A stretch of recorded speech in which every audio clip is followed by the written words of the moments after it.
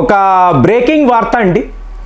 అంటే ఇంటెలిజెన్స్ వాళ్ళు ఇచ్చిన ఇన్పుట్స్ ప్రకారము మీ హోంమంత్రి అమిత్ షా అర్జెంటుగా 4 రాష్ట్రాలకు వెళ్తున్నారు. ఇందులో అతి ముఖ్యమైనది వెస్ట్ బెంగాల్ వెళ్ళడము రావడము మళ్ళీ వెళ్ళడము రావడము ఇలాగే ఉంది.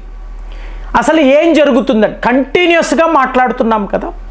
మరి ఇంటెలిజెన్స్ వాళ్ళు ఎలాంటి రిపోర్ట్స్ ఇస్తున్నారు అంటే, ఇప్పుడు చూడండి, కలియాచాక్ అని ఒక ప్రాంతం అండి, మీకు కల్కట్టా దగ్గరే. ఈ కలియాచాక్ మీరు వెళ్ళారు అనుకోండి, మీరు నమ్మరు అక్కడ ఏం జరుగుతుంది అనేది. మీకు షాకింగ్గా ఉంటుంది. ఏమిటంటే, ఇప్పుడు మామూలుగా హైదరాబాదులో ఈ పాన్ డబ్బాలు ఉంటాయి చూసారా, మీరు పాన్ తినాలంటే ఇలా ఇస్తూ ఉంటారు. అలాగా నంబర్ ఆఫ్ షాప్స్ ఉంటాయి. వీళ్ళు ఏం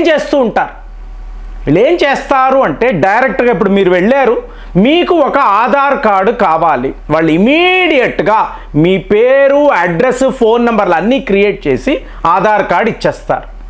ఎలా జరుగుతుందండి? మీకు బయోమెట్రిక్ ఉండాలి కదా. ఆధార్ అంటే అంత ఈజీ కాదు కదా, వాళ్ళు ఇచ్చేయగలరు. అలాగే మీ పేరు మీద ఓటర్ ఐడి, రేషన్ కార్డు కావాలా ఇమీడియట్గా. ఇలాగా మీకు ఆ వీధిలో మీకు ఎన్ని షాపులు ఉంటే అన్ని షాపులు. సో మన ఇంటెలిజెన్స్ అధికారులు అక్కడికి వెళ్ళి ఆశ్చర్యపోయారు. ఇలాగ మీరు ఫేక్గా ఓపెన్గా ఈ డాక్యుమెంట్స్ క్రియేట్ చేసి ఇస్తే ఎలాగా అంటే, ఇది మా ప్రాంతము. ఎవరు అక్కడ ఉండేది? బంగ్లాదేశ్ యొక్క మీకు ఇల్లీగల్ ఇమిగ్రెంట్స్ అండి, నా భాషలో తీవ్రవాదులు. వాళ్ళు అక్కడ ఉండి, ఇది మా వీధి, మా ప్రాంతము, ఇక్కడ మేము ఏమైనా చేస్తాము, మీరు ఎవరు అడగడానికి. ఇది ఏ లెవెల్లో అంటే, ఈ నెట్వర్క్ ఈకో సిస్టమ్ అంటాం చూసారా, ఏ లెవెల్లో ఉందో చెప్పమంటారా? ఇప్పుడు మీరు మామూలుగా అమెజాన్లో మీరు ఒక ఆర్డర్ ప్లేస్ చేస్తారు, అంతేనా? మీకు నచ్చిన ఏదో ఒక వస్తువు కొనాలి అనుకుంటారు. మీరు ఆర్డర్ ప్లేస్ చేసినప్పుడు ఏం చేస్తారండి? మీ ఫోన్ నెంబర్ ఇస్తారా? సో మీకు డెలివరీ బాయ్ వస్తాడు, అతను మీకు ఫోన్ చేస్తాడు. చూడండి, మీ ఫోన్ నెంబర్ అనేది మీది చాలా చాలా క్రిటికల్ కదండి. అందులో మీ బ్యాంకుకు సంబంధించిన వివరాలు ఉంటాయి. అలాగే అందులో మీకు బాగా కావలసిన వాళ్ళ నంబర్లు ఉంటాయి, ఇవన్నీ ఉంటాయి కదా. ఒకవేళ మీ ఫోన్ హ్యాక్ అయ్యింది అంటే ఏంటి? సింపుల్గా ఒక 500 రూపాయల వస్తువు కొనడానికి మీరు మీ ఫోన్ నెంబర్ని వాడుతున్నారు. ఇది ఆ డెలివరీ బాయ్ వద్ద ఉంటుంది. ఇప్పుడు ఈ నంబర్ని పెట్టుకొని ఆ డెలివరీ బాయ్ ఎన్నెన్ని పనులు చేయొచ్చు. ఇక్కడ మీకు కలియాచాక్ దగ్గర చూసారు అంటే మీకు అర్థమవుతుంది. ఏముందిలేండి, నేను హైదరాబాద్లో ఉన్నాను, విశాఖపట్నంలో ఉన్నాను, వరంగల్లో ఉన్నాను, నా ఫోన్ నంబర్కి దీనికి ఏమిటి సంబంధం అనుకుంటే, ఈ డేటా కలెక్ట్ చేస్తారండి. ఒక డెలివరీ బాయ్ ఒక 20 డెలివరీస్ ఇచ్చాడు అనుకోండి, 20 నంబర్లు అతని చేతికి వస్తుంది. 10 రోజులు అంటే 200 నంబర్లు, నెల అన్నప్పుడు 600 నంబర్లు. మీ డేటా అంతా వీళ్ళ చేతికి వస్తే, ఇది నేరుగా బంగ్లాదేశ్ దాకా వెళితే మీ పేరు మీద, అంటే మీ భర్త పేరు మారిపోతుంది, మీ పిల్లల పేర్లు మారిపోతాయి, మీ ఫోటో ఉంటుంది అక్కడ, ఆధార్ కార్డ్ అని ఉంటుంది. సో ఇవాళ ఇది ఒక్కసారి ఈకో సిస్టమ్ బయటపడిన తరువాత మీకు యావత్ భారత్ షాక్ అవుతుంది. ఎంతమంది మహిళలు, పురుషులు ఇలాగ వీళ్ళు ఆన్లైన్ బుకింగ్ అనుకుంటూ ఇలాంటి డెలివరీలు చేస్తూ వీళ్ళ ఫోన్ నంబర్లను వాళ్ళకి ఇస్తే విపరీతమైన హ్యాకింగ్ అండి. మీ అకౌంట్స్ కూడా బ్లాక్ అయిపోతున్నాయి. ఆ స్థాయిలో ఈ నెట్వర్క్ వర్క్ అవుతుంది. ఇప్పుడు ఒక వీడియోలో మాట్లాడాను, మన వాళ్ళు సర్వే చేయడానికి వెళ్తున్నారండి.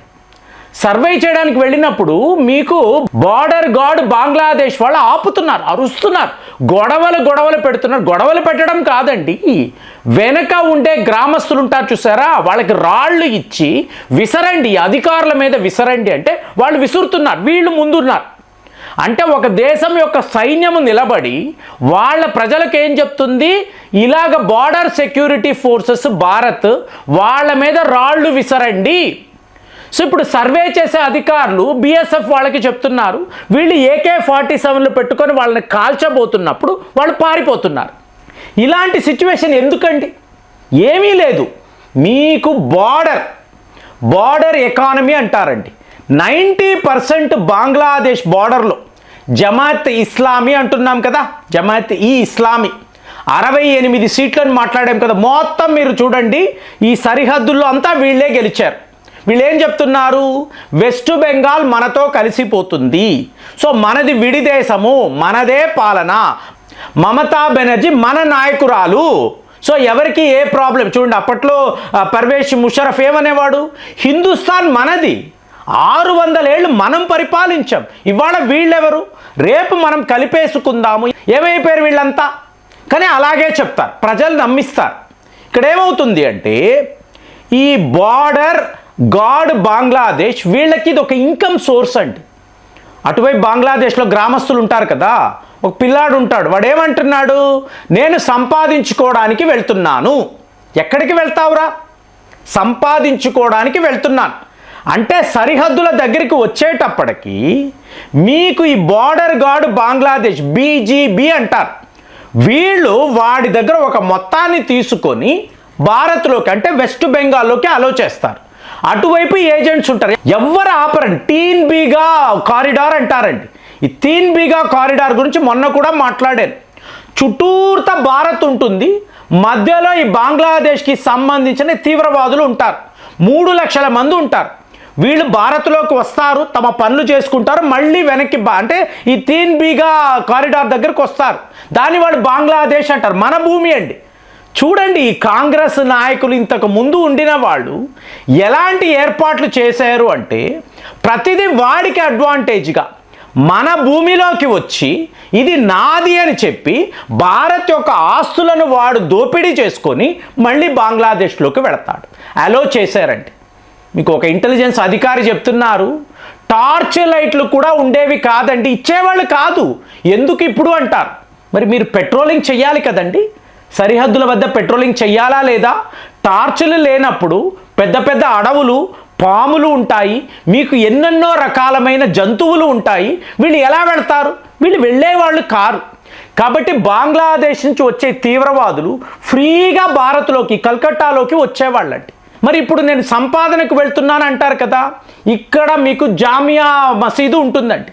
సో ఏజెంట్లు ఉంటారు, మీకు మమతా బెనర్జీ గారు వాళ్లకు సంబంధించిన అధికారులంతా కూడా కుమ్మక్కైపోయి వీళ్ళని అలో చేస్తారు. రోజుకి మీకు 200 మంది 300 మంది వస్తారు. నేరుగా ఈ మసీదు దగ్గరికి వెళతారు. వెళ్ళిన తర్వాత వాళ్ళ పేర్లు రాసుకొని ఇమీడియట్గా వాళ్ళకు ఒక ఫేక్ ఆధార్, ఓటర్ ఐడి ఇచ్చి మీలో ఒక 10 మంది హైదరాబాద్ వెళ్ళండి, ఇంకొక 10 మంది బీహార్ వెళ్ళండి, ముంబైలో పలానా పని ఏంటి, మాదక ద్రవ్యాలు, కిడ్నాపింగ్, స్మగ్లింగ్, ఆయుధాల సరఫరా, వీటి కోసమే. సో ఈరోజు పరిస్థితి ఏమిటి? ఈ నెట్వర్క్ని, ఈ ఈకో సిస్టమ్ని మన ఇంటెలిజెన్స్ వాళ్ళు కనిపెట్టి మీకు అమిత్ షా గారికి రిపోర్ట్ ఇచ్చినప్పుడు ఇలాగ లక్షల మంది భారత్లో తిరుగుతున్నారండి. సో నేను మాట్లాడింది ఒక్క కల్కట్టా దాని సరిహద్దుల ప్రాంతాలు, వీధుల్లో ఇలాంటి ఫేక్ డాక్యుమెంట్స్ తయారు చేసి ఇచ్చేవాళ్ళు ఈ బంగ్లాదేశ్ తీవ్రవాదులు వందలలో వేలలో ఉన్నారు. సో మన యొక్క ఫోన్ నంబర్లు, ఫోటోలు మొత్తము కూడా వీళ్ళ దగ్గరికి వెళ్ళిపోతున్నాయి. వాటిని పెట్టుకొని వీళ్ళు ఇవాళ ఇలాంటి డాక్యుమెంట్స్ తయారు చేస్తున్నారు. మరి ఏం చేశారండి అమిత్ షా? తిరుగుతున్నాడు కదా ఈయన, ఏం చేసాడు అంటే ఏది నెల రోజులు కూడా కాలేదు, 10 లక్షల మంది ఇలా ఇక్కడిక్కడ ఉన్నారని ఐడెంటిఫై చేసి సర్వే చేసి వీళ్ళని పట్టుకోవాలి. ఈ పట్టుకోవాలని తెలిసిన వెంటనే మొన్నటికి మొన్న అంటే రోజువారీగా చెప్తున్నాను, 3.5 లక్షలు అన్నాము, 6 లక్షలు అన్నాము. ఇవాళ వితిన్ ఏ వీక్ 10 లక్షల మంది వీళ్ళు పారిపోయారు. ఎటెటు పారిపోయారో తెలియదు, ఏ నగరాల్లో ఉన్నారో తెలియదు. కానీ వీళ్ళందరూ కూడా తీవ్రవాదులే, బంగ్లాదేశ్ తీవ్రవాదులే. మన దేశములోనే ఇలా ఫేక్ డాక్యుమెంట్స్ రెడీ చేసుకొని మన మీదే యుద్ధము ప్రకటించిన వాళ్ళు ఇవాళ వీళ్ళ వేట అనేది మొదలయ్యిందండి. 15 ఏళ్ల పాటు అలో చేశారు అంటే వీళ్ళని ఏమనాలి? ఆలోచించి కామెంట్స్లో రాయండి. మళ్ళీ వచ్చే వీడియోలో కలుద్దాం. జై హింద్.